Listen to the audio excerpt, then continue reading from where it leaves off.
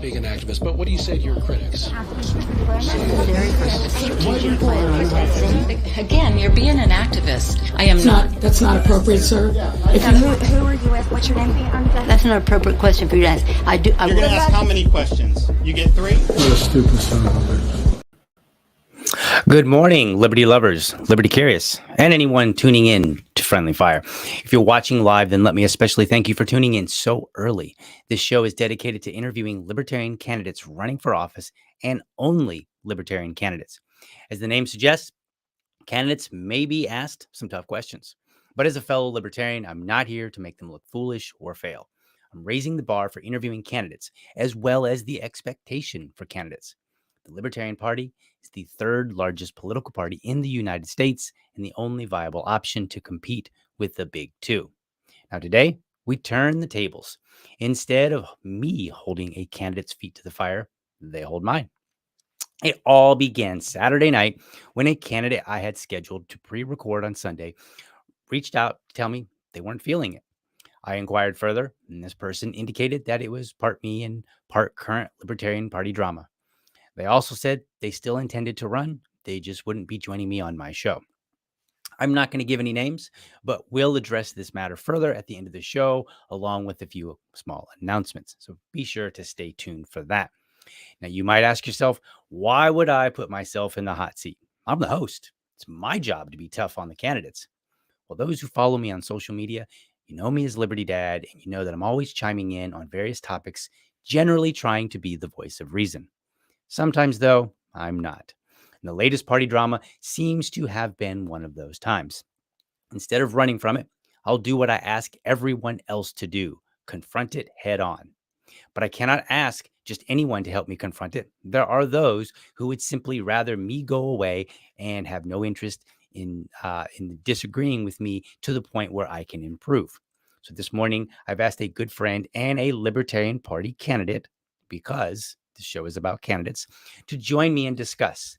So let's go ahead and bring them on now. Good morning, Tub. Good morning, sir. How are you? I'm doing very well. Now, for those who may not know, this is Jerry Rohrbaugh, known to us as Tub here in Jacksonville. He was running for at-large 5 for local city council, but he recently suspended his campaign to join Hector Roos as his lieutenant governor running mate for the state of Florida. And what you may also not know is that Tub is also a pastor. So he has some experience at rebuking people, and he's a good friend. So it seemed like a good fit. Listen, hey, bring my strengths together is what that is right there. So here's the thing. One thing is, I don't know why you dislike all your guests. 7:30 in the morning, like for real. Like there's nothing else that could be done during this time. And also the other thing I want. That's because I was. The other thing is technically I found out I didn't really have to suspend my campaign for local election because they don't conflict with each other and qualifying is not at the same time. So I get to do both still. So I can still actively campaign as both. Right now we have a focus more on the governor one, but I get to do both. Okay, so how do we want to kick this off? Because I like the idea, but I know I got to be careful because I will be back on the show as the candidate, and you're asking me.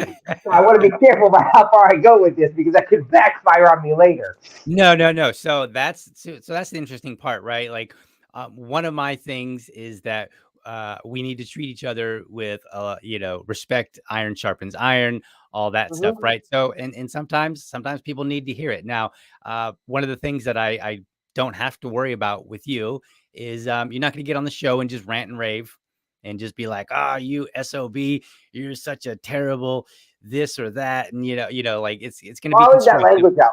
I'll leave the SOB out. I might do all the rest of that. You'll probably do what we call Christian swearing. So instead of like SOB, like, I got my version of it.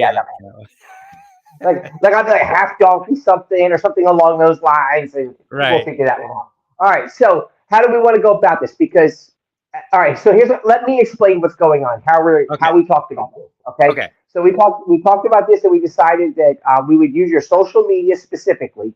Yes. That's something we can kind of pull back to and kind of look at again. And then we had the option between Facebook and Twitter.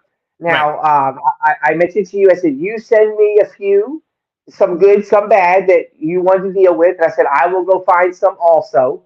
And I'll be honest, I kind of mostly focused on Facebook because that's what Okay. my best access is to. Now, here's what I did not do. I did not get crazy into the comments. I don't care because Okay. I think everything stems with your initial, Okay. what you initial. Because I think that's the start of what we want to talk about. We want to talk about, like, do we Right. go too far? Do we need to be involved? So I made that the baseline. Okay, Okay. the baseline is what you started. And so Okay, people know. So people know we treated this very similar to how I treat a candidate when they come on. I don't tell them what I'm going to ask. And so I don't know what Tubbs going to ask. Now, what he did do, he asked that I go through my social media, and he said, go and pick out 3 things that you think you'd said well, and 3 things that maybe you probably didn't do so well. And so I did. So I gave him those. I have no idea if those are going to be the topic of conversation. I don't know if he'll agree with me. He may say, nope, they're all terrible or they're all great, whatever. I have no idea. So as far as prep, I have no you idea got what's nothing. coming. You Right. got nothing. The Okay, so heat is here. My feet are feeling it. all right, so here's what we're going to do. So now I just want to tell you, I got my stuff right here. Be ready. Okay. So if you see Right. me looking down, I'm not looking other than this is where I have my notes at. Okay. Right. So let's start with easy, simple. Let's find out where we are. Now, all I'm necessarily asking you here is, okay, why this? What's your point? Right. Stuff along those lines. And I don't really want to get into the weeds of the conversations that followed after. Right. Okay. Remember, we're not talking about what people said to you. We're talking about what you said to people, basically. Right. Okay. So you sent me what, which is just kind of, actually, I don't know if you said this one or I found this one. It's kind of funny. Okay. You have a little cartoon meme like of you, and it says she's 10, but you have a political point to score. Yes. Okay. I think that's it, right? That's it. That's all is to that one. And I think that's kind of funny. Like, it's funny because you're like, hey, a Right. kid's not going to get up on me. Okay. But I think it tells a lot also. I Mhm. think it tells that your mentality is, I will prove my political point. Okay. Do you hold that as true? Do you think that yes, I'm going to prove my point. If I believe I'm right, I'm going to prove it. Um, are you asking like what I meant by that, or is No, just period. I just think this is telling of how you are, but this is in a joking way. oh, oh. I'm not sure that I intended that particular post to reflect that. Maybe it does. Um, I do tend, like, as a typical libertarian and a blowhard podcaster, I do tend to think that, you know what, I will make my political point, whatever it is. Sometimes you might not consider it a political point. It may be more of a like a social point. Like sometimes I'm observing things that are happening, and I'm seeing 2 sides, and I wade in and I make some point about one side or the other or both. So Okay. not necessarily related to the politics of it, but maybe what's going on, what I'm observing. And But so I yes, guess the question is, how far then do you feel like you should get involved in making your point?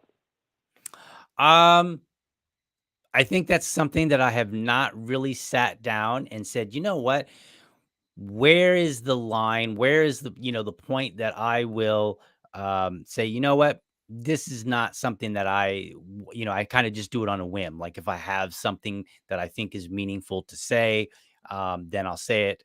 And it's a gamble whether I always actually have something meaningful to say. Okay, so you mentioned just then when you started talking about this show specifically, and I Mhm. saw one of your posts, and you put, it says, it is said, as iron sharpens iron, so one person sharpens another. If you're not sharpening, then consider maybe you're not iron. Right.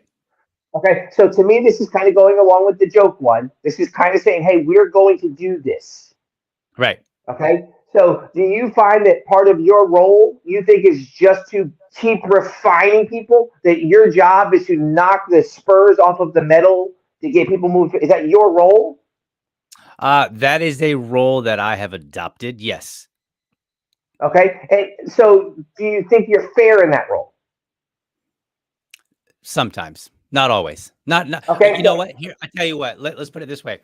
I okay, think that I think early on, I probably was a lot more fair, and the reason that I did not necessarily have a lot of experience with the differing parties, and okay, as I went along, I had experiences, and some of them were good, some of them were bad.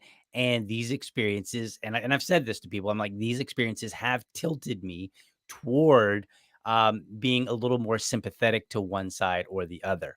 And so that's probably, if I'm being honest, it's probably put me in a position where I'm not always as even-handed, as maybe I once was. Okay, so would you say that not being even-handed then makes you somewhat biased? Oh yeah, oh yeah. Okay, so then should the arbiter of truth be biased? Um, I don't think it's possible to be any other way unless you are God himself. Okay, well, here we go. All right, so now let me ask you a question.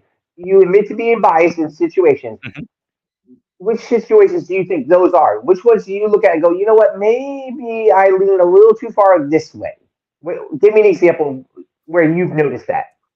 Um, well, it's been pointed out, and accurately so, that internal politics with the party, that I tend to be more sympathetic with the Mises Caucus, and I think a lot of people, I think they fail to realize that it wasn't always so. When I first came to the, I guess, on the scene, if you will, and I started chiming in on different conversations, I was actually quite heavy-handed on the Mises Caucus, and part of that is because that's the crowd that I kind of entered into first, and so that's the crowd that I was just seeing, and I didn't really, once when you get started, necessarily, you don't know all of the people, you don't necessarily interact with everybody, so my interactions were primarily with them. As I've went along, I have assumed a little bit larger audience, and the audience tends to be more mixed now. So now I'm engaging more. So like I'll have a lot of people, that'll chime in on a post that may not agree with me. I'll have some people, you know what I mean? Where once upon a time I didn't have necessarily that split is so much. And so now you say that you are more biased towards defending Mises in this example. Um, a little bit, yes. Okay. Now here's the thing. I'm gonna, as I hold you to this, I'm going Mhm. to defend you a little bit also. Okay, Okay. because I'm going to pull you off of social media and talk about just conversations that you and I have had about this topic. Okay. And what I liked about it is the way that I don't want to say justify, but you've justified your behavior inside of it. In that you said that you try talking to Mises people, and they were usually pretty open. Oh yeah, Hmm. let me see. I got what you're saying. And you talk to others, and they were more into the name calling categories. They weren't really trying to resolve anything. They just wanted to keep stirring it up, basically. And so Correct. I think that in your defense, I think that maybe in this topic, you've kind of justified and you've explained why you might be biased. And Right. And let's it's still not even your bias. It's that because of others, really. Correct. Right. And let's back up here a little bit, because we got somebody in the comments who's asking, like, hey, what exactly is the Mises Caucus? So in a political Okay. party, you will have caucuses. In the Libertarian Party, I can't speak for the Republicans, Democrats, or any other party, but I know in the Libertarian Party, we have two types of caucuses. We have ones, you might call them a joke caucus. So that's like our Waffle House caucus, right? We call it a Waffle House caucus. It's just a group of people that get together and they show up to a Waffle House and they have some food and chit chat and have a little fun. So it's kind of like a social gathering. So there's really nothing there that they're trying to accomplish other than just having a little bit of fun. Then there are the other caucuses. They have legitimately filed with the government. They're an official organization and they bring in money. And their goal is to influence the party in some way. So, as we all know, that there's varying ideas about what should be at the forefront for a party.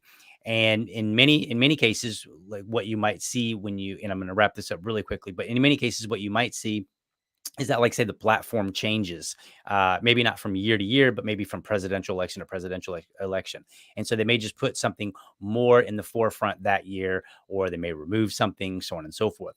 And a lot of that has to do, in some cases, with with caucuses that have been able to be influential. So in our last our last national convention, We had some things removed from the platform that were more in line with what the Mises Caucus was looking for, because they were able to exert that kind of influence. So that's basically what a caucus is. They just try to influence along the lines of where they specifically fall within the party's ideology. You know, on our side of this, because I had to explain to different people also, in the church terms, we refer to a caucus like a denomination. Okay. We're part of the big group, but we fall into this area more because of certain beliefs or whatever. Now, Right.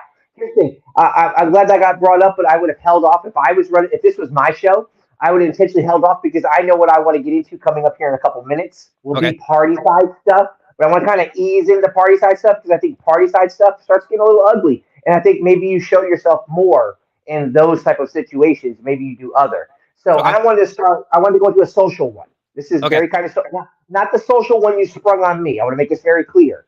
This is not maps oriented, okay? Because that's what you spring onto me, okay? So what I want to spring onto you then That's a good is episode. far less. It was far on your side.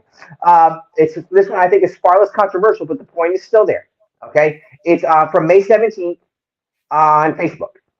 Okay. And the reason why I don't mind bringing this up specifically is not about, well, it's about one person who's pretty well known, and you kind of mentioned it.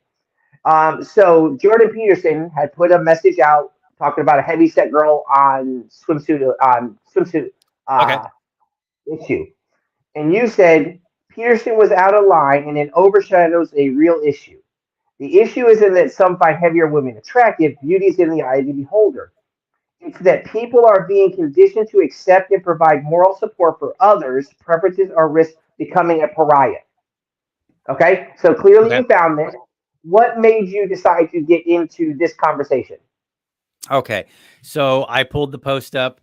I don't know if I guess I could try to put it up on the screen if necessary, Okay, right. for people. Um, let me see if I can I mean, quickly they can do go that. find it. I give them what they needed to find it. You know what? I tell you what, I'll just put the links to these because all my posts are going to be public. Like I think you can be, Okay. I think everything you can Yep. talk about is public. I Yes. don't generally have any private post where, I went on a rant like, or whatever. Most of my stuff, unless it's family related, it's public. So I'll just post the links in there so that we don't Okay. distract from the show. Yeah.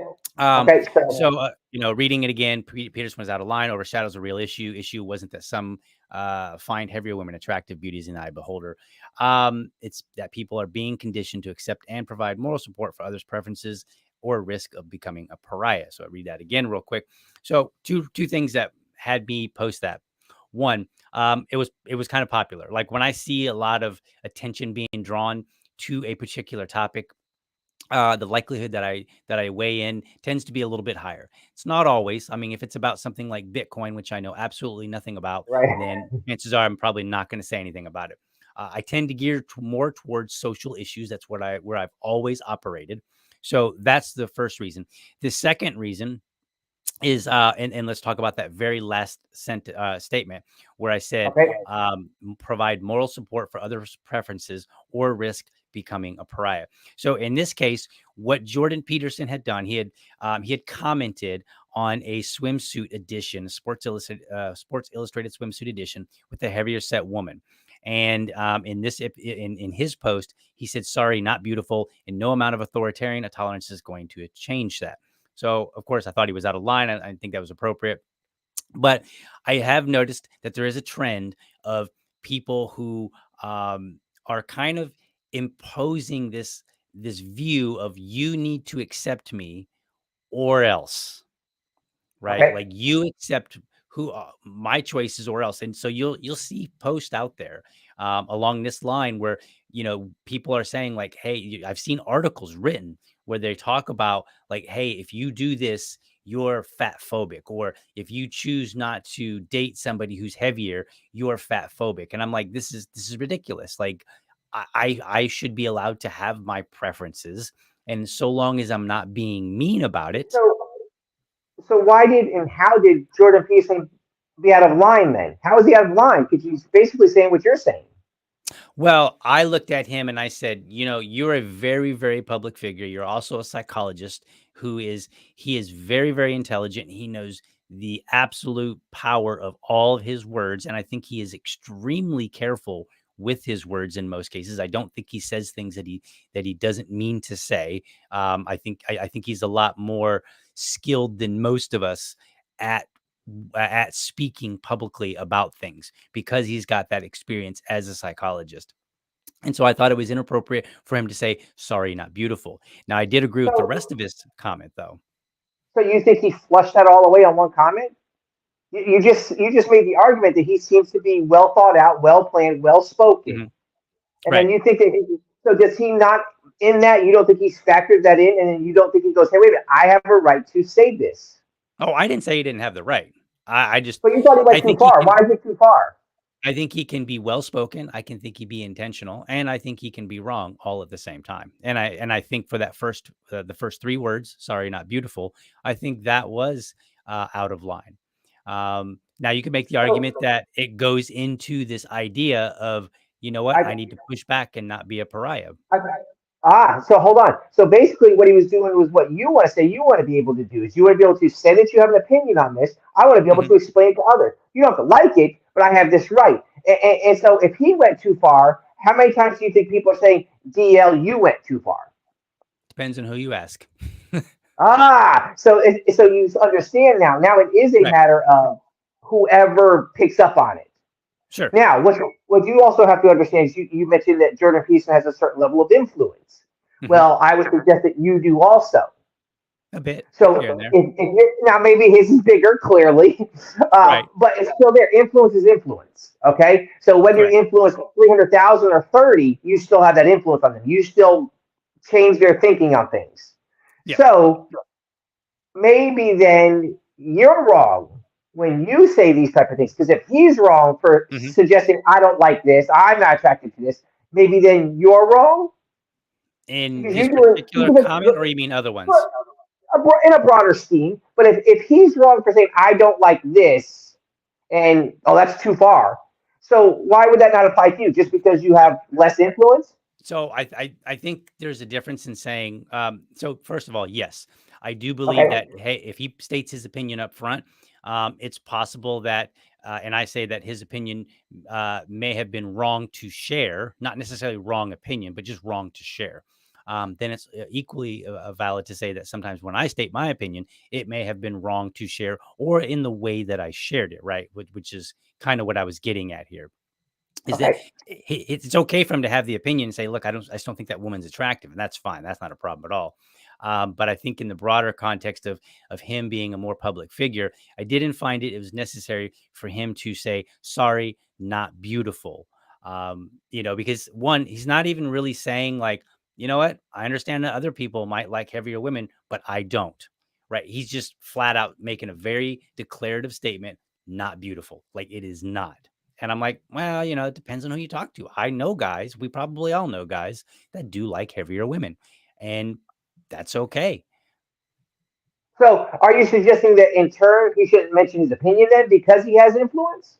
I think it would have been better for him to say, I do not find this attractive. I know other men do, but kind of make it so clear. You wanted to play the game of over explaining, over justifying so that nobody can be offended. Is that what you're saying? No, what I think here is to make it clear that we should be able to have an opinion on a preference, if you will, and we should be able to state our preference, but we don't necessarily have to state it in a way that sounds as if you're speaking for everyone in this particular case. Don't when we speak, how often do we really go, I believe, or I think? I mean, I've looked through yours, and most of yours aren't I believe and I think. You're just like, hey, bam, here's my point. Let's get at this. Fair enough. So basically, he did the same thing. So here's what I want to get at. So I want to cover party stuff, okay? And I'm going to try to ease into the party stuff also because you're a libertarian. That's how we do it. But here's what's funny. Okay, so I don't get involved in party drama. Like I tend not to. Like I don't post about it. Usually, I find out about party drama by you. Sorry. No. No, I actually, it's good because there's a certain level of this I should know about. You know what I'm saying? But then there's other things where I go, oh, I'm glad I don't have Twitter because you even tell me that. You say, hey, listen, Right. you're better off not being on Twitter because it just gets worse. So Correct. here's what I want to do. I want to get in. I'm trying to find the proper order to really get into these. Let's start with this because we have a number of them. I'm going to pull this one and it'll help gear us in direction. Okay. It's Facebook, June 20th. Okay. Okay. And you had posted along with it, you have a screenshot of one of your tweets about PorkFest. Okay. Okay, and then here's what you put in your thing. I don't know if you're able to. You find it. Yeah, it hasn't enough That's information fine. just yet. Okay, here's what you said. There is lamenting about the National Libertarian Party blocking people. This was my tweet about PorkFest rant of almost 1 year ago. Those who found value are not those who now complain about LP blocking people. I've worked hard to be fair to everyone. Yet one side has deliberately, disproportionately, and repeatedly, and it goes on. Okay. Okay. So inside of that one, what was your goal? What were you trying to accomplish? All right. So let's see. I've got it pulled up. I'm taking a look at it. Okay. Let's see. Boy, you're digging up stuff. I have to try to remember everything that I was saying, what I was thinking at the time. This is good. I love it. Well, okay. Go ahead. Okay. So at PorkFest, which is just a big event up in New Hampshire, about 2,500 people attended. They had something called the Soapbox Rant. And what it is you try out for it. And then if they decide they like your rant, then you get up on stage and you compete for the best rant. So my rant at the time was complaining about how people from both sides would simply call each other names. And I in that post that you're talking about, I posted something from Twitter, which was yeah, basically just saying like, hey, I didn't win the soapbox rant. Right. And then I posted the actual I was almost going to say lyrics, not really the transcript of my rant, which is only like 2 minutes or something like that. So I posted that, and in that rant, I kind of go back and forth, and I took a little bit of terminology or words that were used from one side slung at the other, and then did vice versa, and I just kind of go back and forth, and then there's a very famous video of I'm drawing a blank on his name at the moment, so please, libertarians, don't hit me hard on this. But he's at a national convention, and he's giving the "I'm that libertarian" speech, and so he's like, I'm that libertarian, and so he's talking about all these different types of libertarians. So I kind of spun off of that at the end, and then just said that everybody wants to be that libertarian. But who wants to be that libertarian who figures out how to work with that libertarian so we can become those libertarians, and so on and so forth. So I kind of spun off at the end, kind of saying like, look, we need to be of the caliber where if Tub and I are effectively very different libertarians and see things very differently, we're still able to work with each other. And so that was kind of the whole point of this. Okay. And then your point there. And then, okay, hang on. Okay, go ahead. So your point there is saying that you want to work with each other. So I think that's the overarching goal. So we got to. Right. So I have this. This actually, I think it's the one that you sent to me. Mm-hmm. It looks like a tweet from a couple days ago. It says, "I don't know which libertarians this Jack A speaks of, but it isn't any that I know of." Now, hang on a second. Yep. So there's that one, and then you have another one where on June 7th from Facebook, it says, these types seem to be leaving the LP. Now, I'm not going to get into the LP yet. The leaving, I'm not getting into that yet, okay? Okay. And you lay out a couple of the examples, and you say, I say bye, Felicia, to the first two. Okay. Okay? Now, with that, we talk about the use of words and language and technically working with each other. Are those a couple examples of, yeah, this is me working with other people? So I think that as much as, so it's interesting on Twitter, it's a rough place. And I think I've kind of found I've kind of carved out my roughness for the most part, in there. And, maybe it's unnecessary. I will agree to that. In that particular case where you're talking about the, where I'm quoting Andrew Fleischman, who I do not believe is a libertarian. He is commenting on libertarians. And his comment was, libertarians love Ron DeSantis for classic libertarian policies, so on and so forth. And then he kind of goes in, and I was criticizing him by saying, like, look, I don't know which libertarians this jackass is speaking of, because it isn't any that I know from Libertarian Party. Now, that one was a little bit out of frustration because there are a lot of people who seem to think that there are a lot of libertarians here in Florida who really are all about Ron DeSantis. And I'm like, there are actually not that many. There are some, but I think the greater majority of libertarians are not feeling it when it comes to Ron DeSantis. So I was a little bit irritated. And this particular person has a large following. So when I tweeted that, my irritation was, look, if you're going to have the larger following that you have, I think the more dedication you have to at least get some basic facts right. So do you think Jordan Peterson was a little irritated when he started his? Maybe. So, but he was wrong. Okay. Okay. And I agree. I agree that my tone here, the words I chose, may also have been wrong as well. All right, but here's what I want to get at, and this is the part where I tend to disagree with you. I think it's fine. Words to me, words aren't violence. You know what I'm saying? No, I don't. And I'm tired of getting to this point where we feel like we have to constantly explain ourselves out of every little thing that we say. And this is what I'm getting at. And so you speak against that and then fall into it. You speak against, hey, we didn't have to do this, and then you kind of find yourself doing it. Sure, I agree. Okay. All right. So let me ask by you the way, yes, for the record, and I think Tub already knows this, but just so anybody's, I do not find words violence. I do, however, think that sometimes using one word over another or changing the way that we lay it out will have a better or worse impact on the message that we're trying to deliver. So that's where I am. I think that in those situations, and I want to make that very clear. I know that we feel that way, but like I said, it seems like sometimes you're kind of being cautious to it.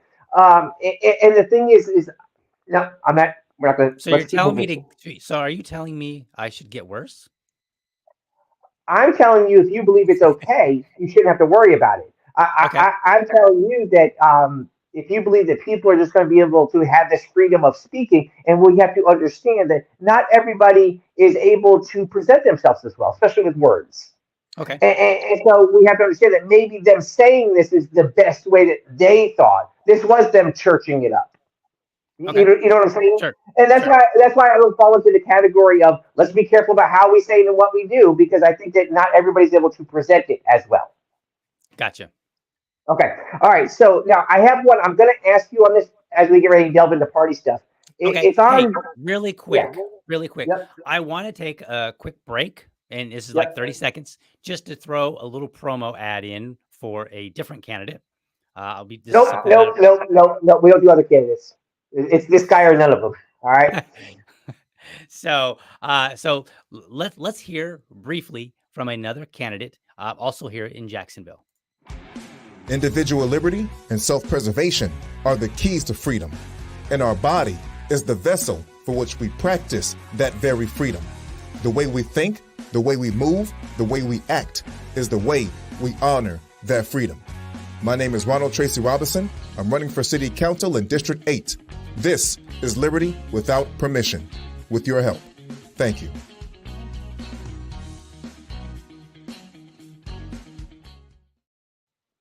All right, we're back, and I'm going to have to work on that video there because I saw the top and the bottom there from our feed, and I was like, wait a minute, I thought I was going to take the whole screen up, but okay. Anyway, so now you were saying.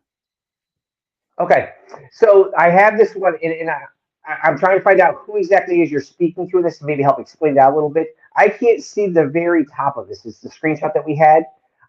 But somebody referred to, it says the grift as always continues, and it seems to be referring to Joshua Smith. Okay. And it says a lot of you have messaged me about how you can help us after our unexpected move is asking for some help. Right. And so the first comment that seems to be on there seems to be yours. And it says, look at me. I call out people I have zero influence over because I'm an insufferable man-child. Where is this from? Twitter or Facebook? Probably Twitter. It looks like Facebook. Okay. So let's see if we can't find it real quickly Okay. here. So, and that one, I almost already know exactly where I was going with Okay. that. So, let's see if I can't quickly find it. If not, I will just kind of go with what I can remember. Unfortunately, if it's on Twitter, it may be hard to find because It looks like Facebook. okay, so if it's on Facebook, and let's see here, did I have man-child as one word or two? Does that really make a difference? For searching, kind of. For searching or how often you use it. You have man-child is 2 words. Okay, so let's see. That's gonna be a big difference in the search. So let's see here. Pull that up. Well, I'm trying to pull it up quickly so that and I might not be able to find it because if it's a comment from me, Facebook is very difficult to find find things. Do you know what I'm referring to? In general, yes. So let's Okay. let me tell you where I don't remember who I'm talking to or what they had said. Okay. But I do kind of vaguely remember that comment. So Joshua Smith, he's our vice chair of the National Party, and he has his own podcast, and then he has all these ways that he reaches out to his supporters and says, "Hey, will you support me?" And so he's done things, and he said, "Hey, you know what? I have a huge family because he's got like 900 children." And he wanted to take them to Disney World or Land, whichever one here is in Florida that I can never remember. But okay, so he wanted to take them to Disney World. And so he reached out to the community. He said, "Hey, will you guys help me out and donate some money so that I can take my kids to Disney World? They really want to go." And people did. And then he took them to Disney World and showed everybody the pictures, and it was a lot of fun, so on and so forth, right? And so he gets a lot of hell from a lot of his critics.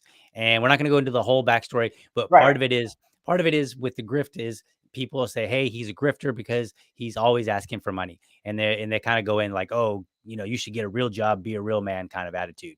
And so I think this is a bit ridiculous. I'm like, look, as long as everything is voluntary, it doesn't matter, whether he's asking money for every single bill that he wants paid, like whatever. It's a voluntary situation. And if I want to give him money to pay his bills, it's my money. I'll do what I want with it. Okay. Right. Same thing for any of his supporters. So I take really big exception to this idea that he's a grifter, because I believe that when it comes to his supporters, he is very up and up with what he is doing and why he's asking. So I don't think there's any hidden things. So I take very big exception to that in very sharp words.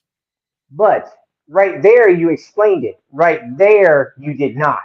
Right here, your comment was, "Look at me. I call out people I have zero influence over because I am an insufferable man-child."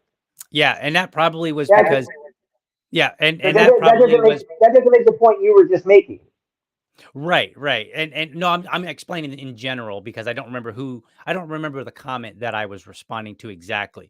Now, and so it's a little harder for me to remember exactly what I was thinking in the moment, what gave me reason to, or what I thought was a good reason for posting that. Is this a post that is challenging and encouraging and moving us up to the next step, or is this just simply going into the name calling and stuff along those lines also, which you said you don't want to fall. You said you don't want to fall into that category. Right. It's probably just name calling. Okay. And so here's what I'm getting at is that we tend to see ourselves one way, and maybe not everybody always sees us the same way we see ourselves. Right. And I think that if we want to project, we have to understand that maybe sometimes I don't always fall in where I think I fall in. Right. And so that's our baseline now. Right. Now, locally, here in town, we had an election for school board and stuff along those lines. And you got pretty open about the fact that the Democrat Party used some material that we've used at our meetings, at a Libertarian meeting. Yep. And you intentionally spoke out about, "Hey, you can't do this." And I think you've made it very clear that it's not about Republican and Democrats fighting each other. It's about you brought us into it. Sort of. Yeah. Okay. But then following that, you have a number of posts that seem to be encouraging and happy about the fact that the Dems have now turned on you. Okay. Okay. You probably know the ones I'm talking about. They're pretty recent now. Hopefully Sure. your short-term memory is still there. And so you're kind of, so we'll start with this one. Um, you're referring to the local chair of the Democratic Party Okay. blocking you. Okay. Okay. Duval Dem's chair too. Talk about sensitive. And you showed the picture about how he blocked you. Mm-hmm. Okay. Now, are you proud to be blocked by them? As a rule of thumb, so a lot of people do find it as a badge of honor to be blocked. I generally do not, because usually, in most cases, I think what being blocked means is you have been so irritating, usually at the badgering point, not like a single comment, but you come in repeatedly, you're just trolling the person. You have no interest in maybe even having a discussion or even a lively debate. You're just there to make trouble. So as a rule of thumb, I think that being blocked and being blocked is not a badge of honor. In this particular case, I found it slightly amusing because this is the first time that we've had any interaction at all with the Duval Dems. And I didn't think that I was being particularly spicy, if you will, with what we did. I just kind of said, look, you used our material and you cut it short so that, and then you said that this particular person was saying one thing when they actually were saying something quite different. And so I took great exception to our material, and they used actually quite a bit of our material, not in just that post, but in another one as well. So they've used it multiple times in this campaign against somebody running for school board. And so I took great exception to this idea because I look at it and I say, if somebody comes to our affiliate and they speak, and we record it and happen to put it out online, if they say something and that something is honestly disagreed with, even roughly so, then hey, they have to deal with it, right? If they say, look, I don't, I hate school vouchers and they're a terrible idea, blah, blah, blah. And then somebody comes at them and says, they don't want school vouchers. Well, that's true, right? And they can deal with that on their own. In this particular case, because I didn't want our material to look like we were supporting somebody who might be a racist. And yeah, you know what I mean? Because this is how these Right. things get spun. Like, oh, this racist person spoke at the Libertarian Party, and I'm like, whoa, whoa, whoa! I'm like, that's not what she said. All right. So And here's the thing. you're being I dishonest. think I think that where you started was noble and correct in Okay. that, hey, leave her alone. You're using our material. Okay. And I think that, hey, I'm going to defend her because of what it has to do with us. Right. So we had a dog in that fight, sort of. Okay. Right. But then the dog went out of the fight in that you just started kind of boasting on, because then you did the same thing at Duval Democratic Party. Made them mad today. So here's what I'm getting at. So if people see these type of things, they might look at DL and go, he just wants to make people mad. He just Right. wants to stir things up. That's fair. And inside of that, that's our problem inside the party. Mhm. Our problem inside the party is that especially from outsiders looking in, it looks like all we want to do is fight and argue. Right. So do you think that some of these things that you do promotes that stereotype of just wanting to stir things up? But because you use better language and you defend different sides, does it make you different? Maybe to some extent, I would agree. Yeah, I probably do some things, and always have. I don't want to say like, oh, I used to be a great, very even-handed, chill kind of guy that didn't really. No, I probably always had a little punch to me, and now, as we mentioned earlier, now that I've kind of determined who is willing to engage me honestly, I think that I've kind of been maybe a little bit more punchy toward one side. Okay. So, but what I'm saying though is you insert yourself sometimes Mhm. in maybe things that you go, you know what? I don't need to get involved in that. Because unlike the local school board thing, we had a dog in that fight. It was Right. speaking specifically about the chair, or you're the chair of the affiliate. That's Right. getting you involved. But what about Right. these other ones?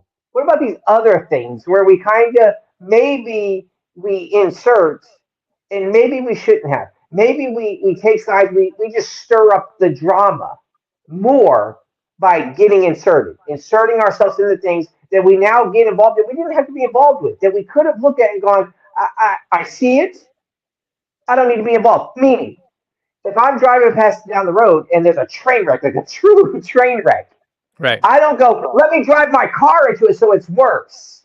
Right. So, okay, do you think that sometimes you're driving your car into the train wreck and just making it worse? Not necessarily by commentary alone, like by the fact that I'm commenting on it, but Okay. probably by the words and the language that I use. I think there have been times where I have kind of actually said, made a comment and about something that's that's going on, and been pretty even-handed about it, where I'm not being particularly punchy. I'm not necessarily um, siding with one person or another. Or maybe I'm commenting and saying, look, what, I also disagree with this thing. However, I'm not taking it to this level, and here's another way to look at it. Okay, so you're saying that you're just commentating, basically. Just, hey, here's what's going on. Oh yeah, I'm totally I'm totally a a commenter. Okay, all right, Commentator. That's my professional title. Yes. Okay. All right, so here's the thing. We talked about earlier how I don't get involved in the party stuff. Right. You keep me involved. And so, like, you have one here. You've done a number of posts. I'm not going to, the ones. You've done a number of posts about people who recently have decided to leave the party. Right. Okay. Because you have this belief about it, and then they have this other belief about it. Right. And do you think that inserting yourself in those conversations that is just bringing more attention to a problem that we don't need? We don't need more attention to the problem. And are you now using your influence in a way that just stirs up more drama inside the party? I would say probably it depends on the post. I think there are some posts where that is absolutely the case. I think there are other posts where if I'm offering some insight that is not being talked about, that is not inflammatory, I think in that case, it ends up being more of the voice of reason, rather, and hopefully maybe gives people some way to think of the situation a little differently, so they don't need to be as angry about it, whatever side they're on. But I think there are other times where, yeah, I absolutely, it's not my intention, but I absolutely, because I'm jumping in the way that I'm jumping in, I end up being more of a fan flamer, I'm flaming the fans, as opposed to being a voice of reason. And do you think that sometimes maybe there have been times where you jumped in and you probably shouldn't have? You're like, you know what? Should have let that one ride. Maybe they turned on you too quick. Oh, Yeah. what is the one you recently had? He's like, dude, they turned on me quick. And it wasn't the gem thing. There was one that you recently did, and you talked about that. Like, whoa. In fact, you have one right here from July 27th. It says, I intentionally, I swear, stirred the pot recently, mostly on Twitter. It may sometimes seem I don't hear people, but I do consider what others say. And this is what you're talking about, hard truth. This is you showing a screenshot of your tweet. Right. Okay. And your tweet says, hard truth, those leaving or who left, the LP weren't ready to secure liberty, much less fight to return any loss. Okay. So, and you go on inside of that. Now, here's the thing. We understand that this stuff that's going on is a problem inside the party. And did you find that by posting that and getting involved and kind of really choosing the side of you guys go, be whatever you want to be, did you find that your influence in your state made things better? Or did you find that you got more arguments? Because I don't know how that played out, so I'm asking you. So when that went through or other ones like this, do you find people are coming on going, DL, you're right, and we really should take this on? Or do you find yourself arguing more with the other side? It depends on the, it depends. Like sometimes I do have some disagreements with, quote, my side, if you will. Or, and sometimes I have them with the other side. In this particular case, I think sometimes there are some truths that people are unwilling to face. And I think this is a very common problem in the Libertarian Party, is that everybody walks around acting as if they are completely principled and everything that they do is unquestionable. And I think that sometimes they need to be questioned, right? And I think that sometimes they need to come face to face and say, you know what, maybe I got it wrong. And this is why I'm doing this today, to say, like, look, hold me to it. And maybe I'll have to admit, yeah, you're right. That one I got wrong, or this path even maybe, needs to change, or I need to be more judicious, those kind of things. And I think sometimes, telling people flat out is what needs to be heard. And in this case, I was like, I looked at, I'm looking at it now, and one of my big problems with members of the Libertarian Party is we tend to spend way too much time on what mean things somebody else said, rather than trying to figure out, okay, how do I deal with that personally, right? Like Now, if it even comes face to face with me.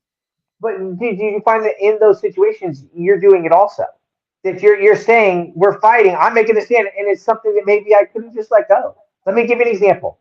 Okay, Sure. and this is the most recent one, and this will be probably the one we end up closing out with because I know you have time frames. Okay, here's what you put 2 days ago, probably 3 days ago now, Okay. on Facebook. Okay, Okay. get ready. Here we go. Okay. All right. Cross posting here for my libertarian peers, wisely not on Twitter. Here I am. I'm in too deep. My non-libertarian friends, uninterested in Libertarian Party matters, might prefer to scroll on by. Attached images are for reference. Now, Right. you posted this the other day, and this is the one I actually called you. Right. Where I called you, I'm like, hey, what are you talking about? Because I was somewhat confused because I thought you were showing two related items. Right. And then you're like, no, they're like, you explained it out to me. So I think that, you know what, in the interest of time, let's go on to the bigger issue one. Let's go on to the one, was it Megan McCain is her name, correct? Right. Was it New Hampshire? Correct. Tweeted the picture The of state Megan party. McCain, state party, yes. Tweeted the picture of Megan McCain crying over her father's casket. And I think they put the reference of Happy Holidays. Right. Okay? You chimed in. And you were speaking on it in such a way, but you kind of was like, hey, he did do those things, and she is acting like that. And listen, I know some of the comments that Megan McCain has made through time. I get that. Right. But here's what happens. What's too far? When do you even say, hey, guys, like, I know who we are, and I know what we do, and I know what libertarians are known for. We are known that we go too far sometimes. Okay, that we seem to like the infighting, we like the issues that are caused, and this is the conversation. Actually, what's funny? This is the post that spurred this episode. Correct. Because remember, you stopped me and you said, "Hey, what about this?" And we started talking about this. It was this, and I says, "I think." Audio dropped there. You still with me? I think that we have to we have to understand we function in a. Okay, that we function in a society of certain standards. Okay, and I know libertarians feel like, oh, we're so much better. We don't, but no, we still have to function there. And isn't that too far? Isn't that one time where? Let's start with this. Let's start with one question. I'll follow it up. Isn't this one time that maybe the libertarians should have gone? Leave it alone. This is too far. I'm torn, honestly. Initially, as a rule of thumb, and this is unrelated to any libertarian, anything, I just generally don't like speaking ill of the dead. It's just my personal preference. And that generally means like within some recent time frame. Like Hitler's been dead a long time. I'll trash him all day long. No big deal. Right. Somebody that just died a week ago, a month ago, last year, I feel like it's generally fresh in the minds of people, and we should probably we should probably not do that. That's my personal opinion. Now, I know other people disagree. Now, what makes this difficult for me is normally when we think of speaking ill of the dead, we do it. We think of it in terms of somebody like you or me. We don't have any power. We haven't done any atrocious things, nor have we used a huge national platform to advocate for very vile things, right? So we tend to think of this idea of not speaking ill of the dead for regular, everyday, average people. I honestly had never really given it much thought. Like, what about somebody like John McCain, who has led to the, I think it's in the millions of deaths of people overseas, right? And then a daughter who supports those same policies, and has advocated some of her own horrendous policies or ideas, at least not policies, because she's not a politician, but own ideas here. I've never really given that much thought. And what makes it even more difficult for me is I do believe that the more notable you become, the more subject you are to criticism, even nasty criticism. So if you're the president of the United States, then you that's what we do. We criticize you like crazy. It's nasty. It's rough, but if you're the person working at Walmart, we need to cut you some slack. And even if you have bad ideas, you know what I mean? But here's the thing. We hold the standard to these people because they're politically known or famous in whatever way they are. And they do Because these of their things. We say, leadership. okay, but we say that we can say mean things about them. Because what I'm saying, though, I think that we can attack those ideas and we can attack those type of Right. things. But like this specific example is not that. This is not anybody attacking her ideas. This is a child grieving over the loss of their parent. Correct. See, here's what we've done. We've gone and we've made everything political. We've fallen into the landscape of all the others that we don't want to be like as libertarians. And we've done the same thing. We make everything free game. We make everything on the... Okay, so in this one right here, when do we look at it as libertarians now? When do we look at it and go, that's too far? Right. It's not just... Okay, so here's the thing. If we can somewhat agree, guys, for real... here's the thing. Once you chime in, once you start saying this or that or whatever, guess what you've now done? You brought more attention to the situation. Right. Now, let me explain it briefly. Yeah, let me try to explain as briefly as I can like this. I've often said, if you don't want riots, take the cameras away. Right. Because it's the attention that keeps things going. Right. And so here's what happens. When people put stuff, maybe it's in New Hampshire, when they put this stuff out, they want the attention. People know that certain affiliates and stuff, they want that attention. Right. And then here's what we do. We feed into it. Right. So when is there a time when DL says, I'm not going to. I know it's popular. I know people are talking about this, but I'm not going to get into it. So again, I'm on the fence with this one. And you are correct.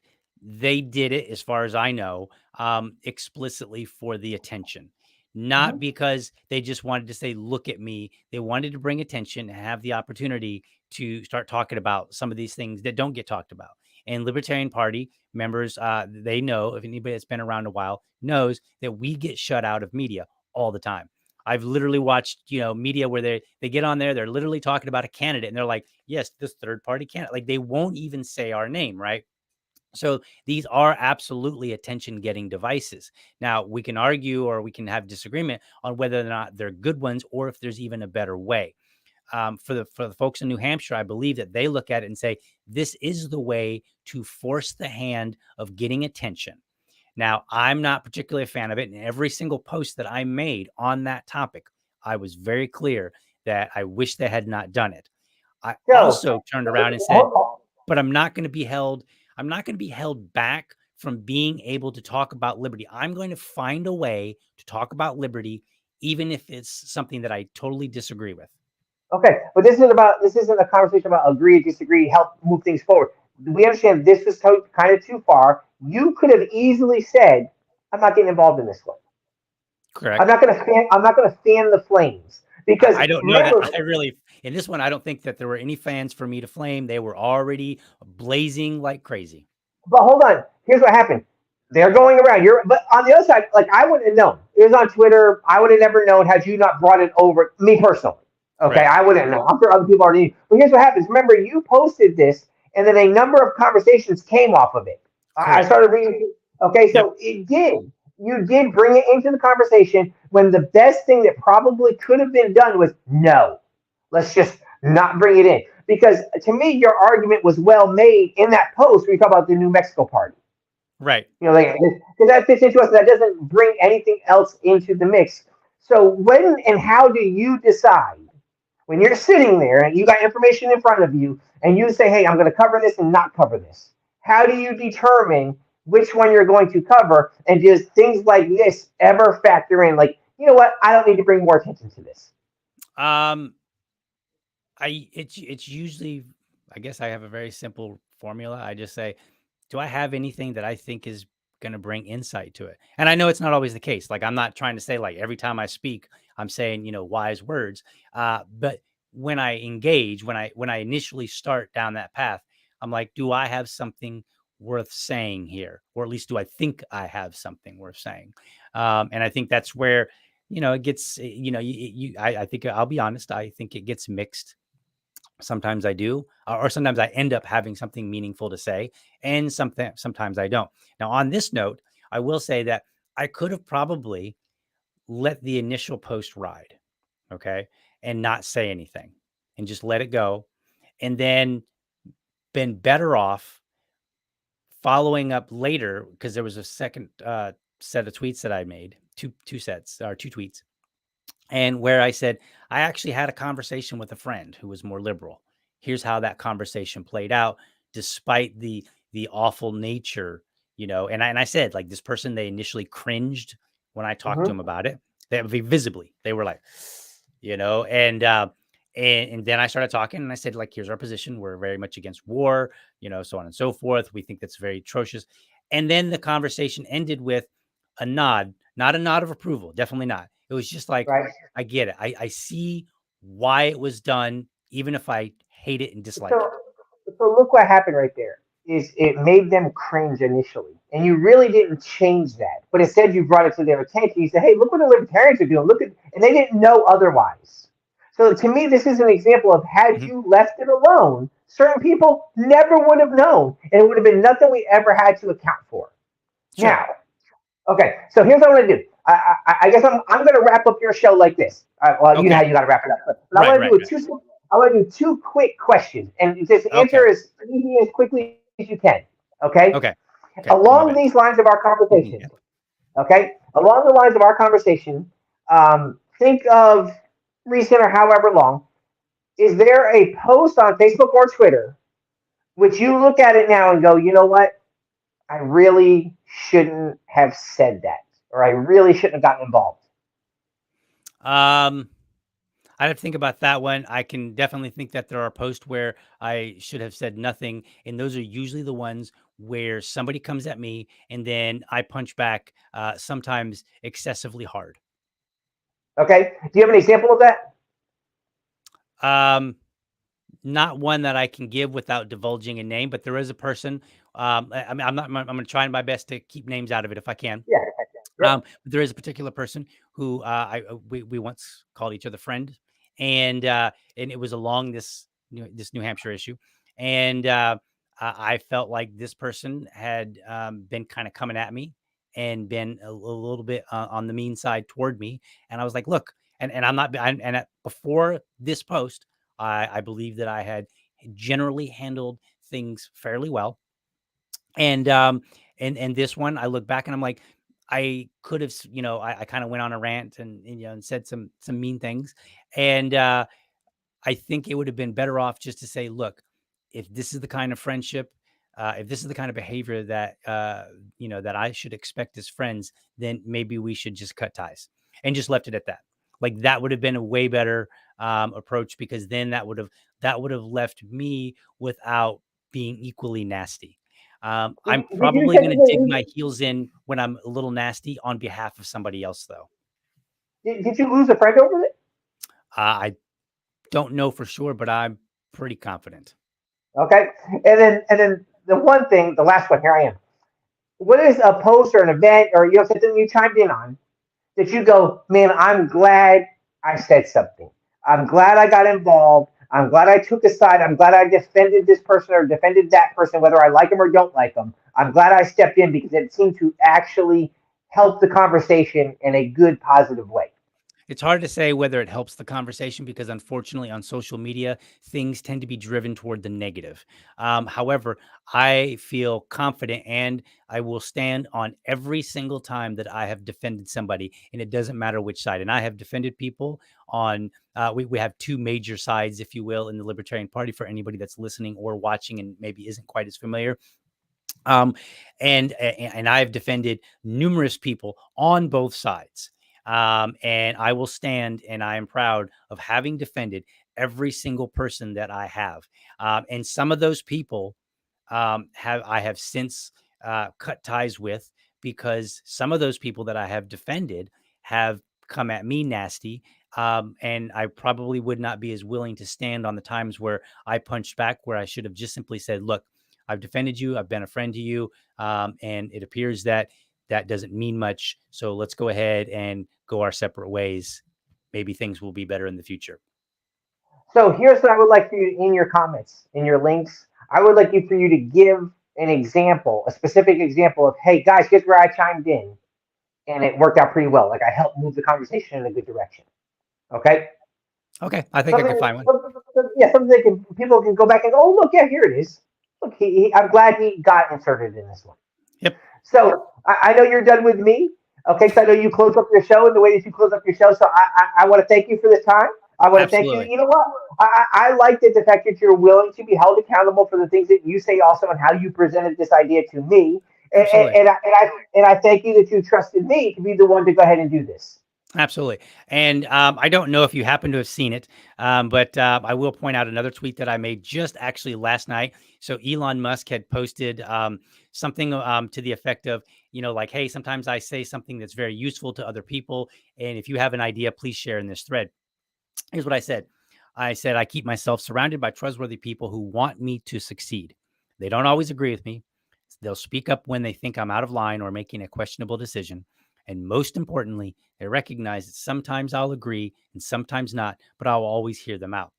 And here's the catch. When anybody's talking to me, in the moment, I may sound very stubborn and not willing to listen. Yeah, in the moment. Life, yeah. However, what I do, especially for people that I consider to be a trustworthy confidant, what I do is I will always think about that conversation, sometimes for weeks. Sometimes, I mean, I may not, it may be a couple of weeks before I say, you know what, that conversation I had with so-and-so, that's just been, I've been thinking about that. And, here's where I want to go now with that. Right. And I think you owe me a couple of those. Yes. So I will listen to people that I consider to be trustworthy. I will also listen to people who I maybe don't have, who are not in that inner circle, if they present it in a way that leaves me wanting to think about it. And what that means is you can be critical, like, and I've had people that have been critical of me, and I've, sat and thought about it for a while.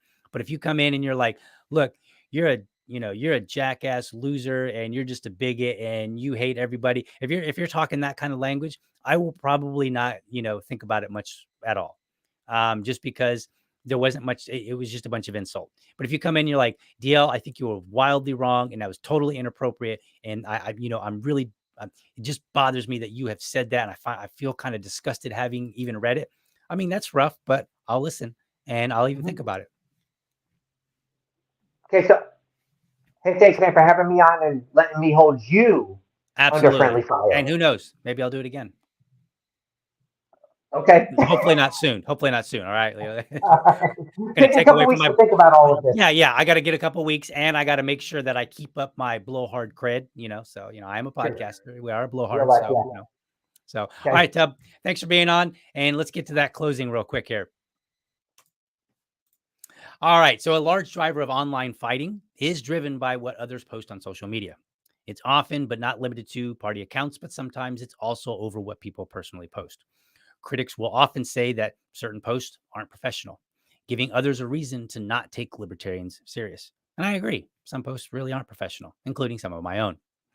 And I want to go back to the very beginning when I was talking about a particular candidate who had reached out to me and said, you know what, Saturday night, I was supposed to record with you on Sunday night, and I am no longer going to do it because, I don't like something about you. Something has to do with you. I didn't get the details. Well, you know what else isn't professional is dishonoring your own word. I was scheduled to interview a candidate Sunday night, 7 p.m. And they told me the night before that they no longer wish to be on the show. Again, no names. That isn't professional. Now, sure. I got 24 hours notice. And you might say, DL, it's just a podcast. Chill out. But it isn't just a podcast. It's my time and energy in doing what I can to promote your candidacy. Not only that, I ask candidates to provide a bill that they would like me to bring attention to. And then I read it, or at least enough of it if it's a lengthy one. And then I use that to ask questions about that, maybe even offer my own commentary. I will also research candidates by reviewing some of their website, their website, their social media, and even past podcasts that they were on.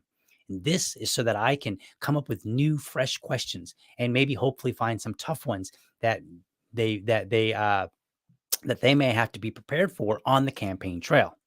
In other words, 24 hours notice, not really enough. I managed this time, and it can be tough, but there's more. In some states, state delegates vote for their candidates. That means that a body of people chose you to run for office and represent them. Members are not voting for you to agree to an interview and then run because the show host has done or said something that you don't particularly care for. Whether supporters have voted you to be in the position or simply support you by sharing your content or donating money or their time, the expectation is that you get out there and run a hell of a campaign in order to win and make a legislative impact. If you cannot work with a blowhard podcaster, well, why should we be convinced that you're ready to work with members from parties who have even less shared values?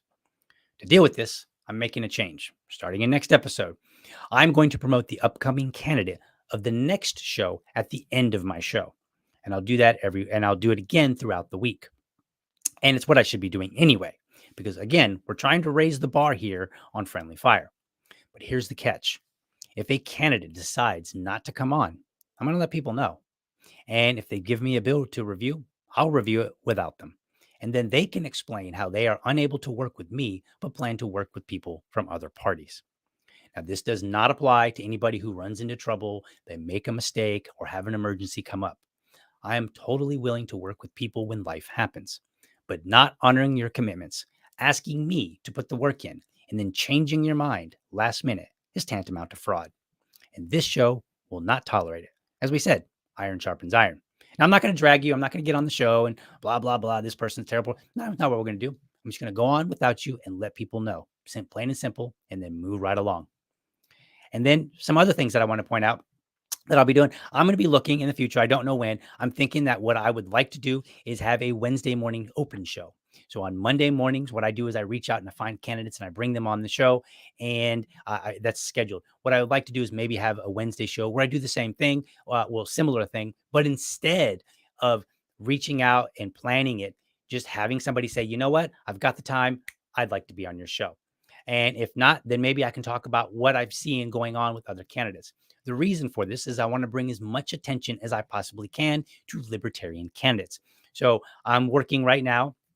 I'm jumping the gun just a little bit just because I kind of want to get people excited, but I want to have another show, and I will probably do it in the morning, but go ahead and leave me comments, contact me and say, DL, stop with this 7:30 business. Do it at this time. I'm totally going to listen in, whatever the case may be, that's fine. And I have a few other things, but I'm going to let those sit and percolate just for the time being.